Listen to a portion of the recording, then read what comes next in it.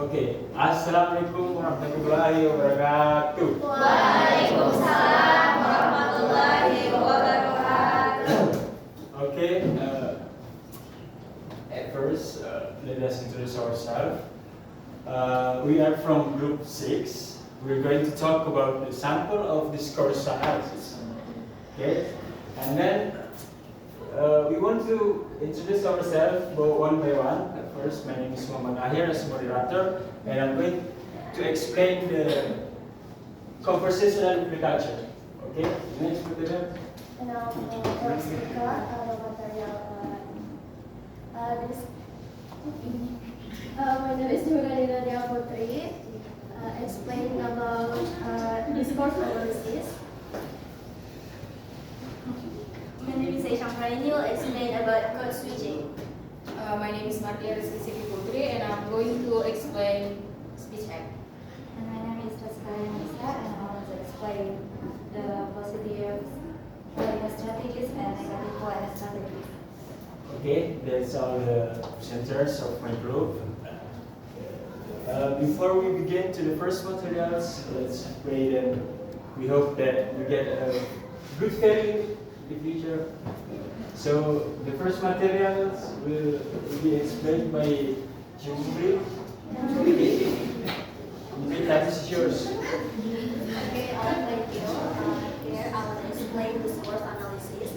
Discourse analysis is approach to the study of language that demonstrates how language shapes reality and in the study of social life. Discourse analysis involves the study of language beyond a sentence to understand how it functions in social class context. Discourse analysis examines how speaker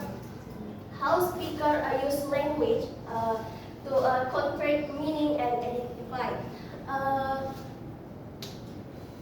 There are sample and discourse analysis such as politeness, code switching, conventional implicator, and speech act. Please, next slide.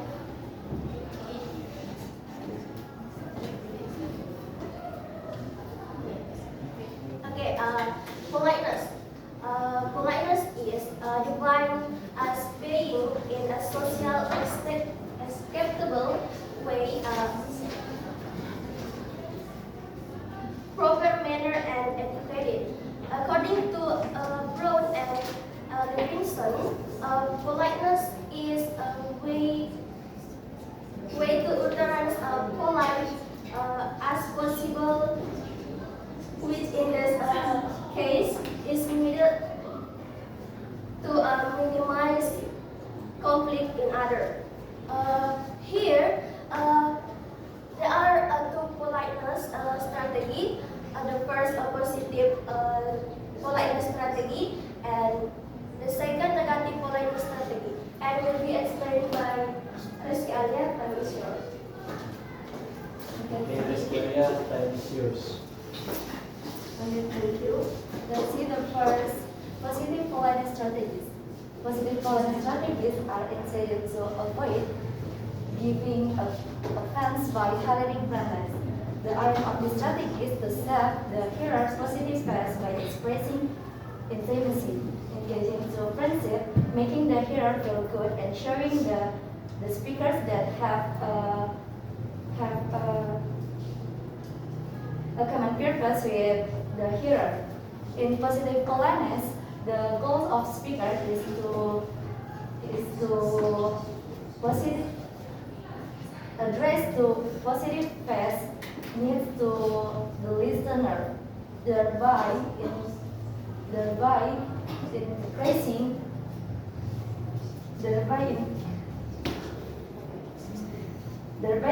the listener positive face. And the second, negative politeness strategies. Negative politeness strategies are intended to avoid giving offense by showing defense. This strategy is These strategies include questioning hedging and presenting disagreement as opinion.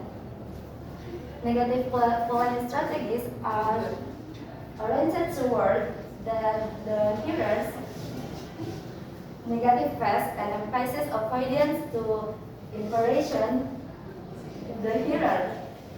The strategy presumes that the speaker will be impressing of the listener and there is a higher potential for awkwardness and embarrassment. Okay, the next is example of positive politeness. The example is wow, the dress is so beautiful. In here, so beautiful shows an appreciation face for something. And the negative example is, I'm sorry, I want to ask, which way shall I take to go to the mini market near here? In here, I'm sorry admits that his or her action annoy other people. And the next material will be explained by Aisha and Rin. Aisha and baby, time is yours. So for the switching,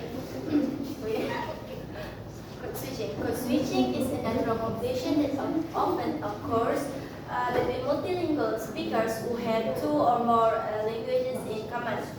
According to Hoffman, 1991, code switching is the situation when two languages used in the same utterance or in the same situation or condition. According to my Scott, 1993, I find that code switching is a process in which there are alterations of linguistic varieties within the same speech act. In more simple way, code switching is when a person changes how they speak based on who they are around. And this code switching now is becoming more and more common and has an influence on communities everywhere. The example of code switching is when people changes the way they speak from like first they speak in English and then they change it into Indonesian. Like they feel bad about what just happened. Itu bukan salahmu, jangan terlalu merasa sedih. And the opposite of that, so from Indonesian to English, like jangan merasa tidak percaya diri. I mean, you are good as you are. And there were more example. Like, alhamdulillah, the presentation is over. Kita berbahasa sementara, guys. There are 3 languages in there, right? There are 3 languages in there: Indonesian, English, and we can say Arab, like that. That's the switching. And the next material will be explained by our moderator, Muhammad Ahyar. Thank you, Aisha. Okay, conversational interculture. Do you know what is this? Yes. So conversational interculture was like kind of alien words to me too. And then was like doing some research, and I was doing some research to further understand this, and then I got understanding. So conversational interculture. Sometimes in our daily conversation, our dialect includes the terms that are very different from the common phrase. And then, in a linguistic perspective, conversational interculture is the meaning that the speaker meant in the conversation. So, in the conversational interculture, is a specific conversation between the speaker and the hearer by doing communication principles. So in other words, conversational culture is the conversational culture is used to show between what is said and what is meant or implied. So,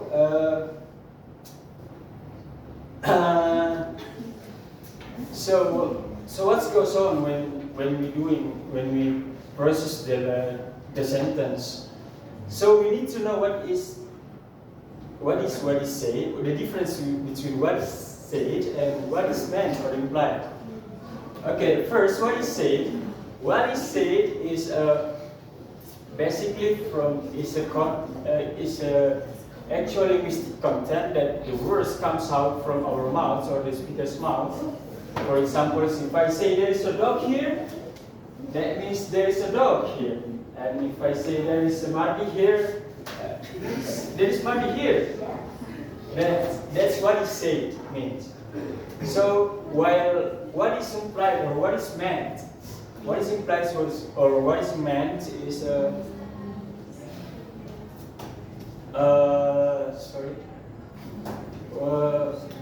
what is meant is it was like combines the actual words that we utter in the context in which we say them.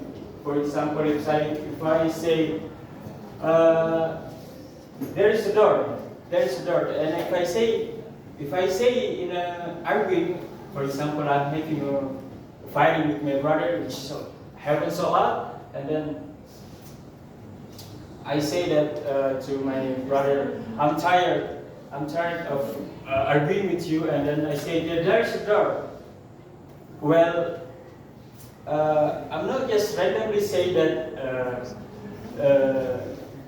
I'm tired, but basically I'm saying that there is a door.